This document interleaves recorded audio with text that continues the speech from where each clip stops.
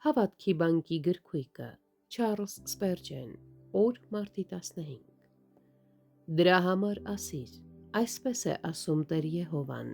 թեև հեռացրել եմ նրանց ազգերի մեջ և թեև ցրել եմ նրանց երկիրներումը, բայց ես նրանց համար սրբարան պիտի դառնամ մի քիչ այն երկրներումը, ուր որ նրանք գնացել են։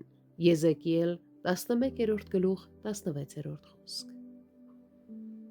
Թեպետ մենք վտարված ենք շնորհի միջոցներից, սակայն չենք զրկված շնորհքից, որ այդ միջոցների միջոցով է հոսում։ Տերը, որ իր ժողովրդին դնում է այնպիսի վայրերում, որտեղ նրանք իրենց օտարական ու աքսորված են զգում, ինքն անձամբ կլինի նրանց հետ։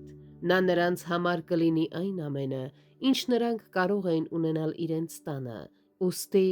վերցրեք այս խոսքը ձեզ համար, ովքեր այսօր օտարական եք։ Աստված իր ժողովրդի համար ապաստան է։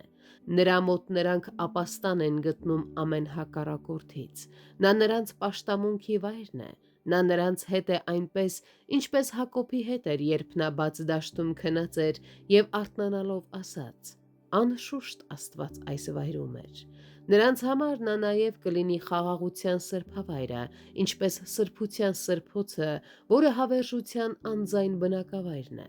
և նրանք նրա մոտ հանգիստ և ազատ կլինեն չարի երկյուղից։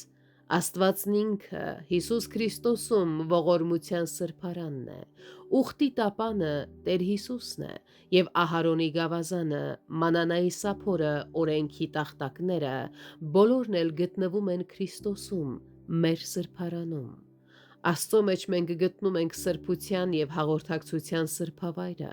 և միթե մեզ ավելին է հարկավոր։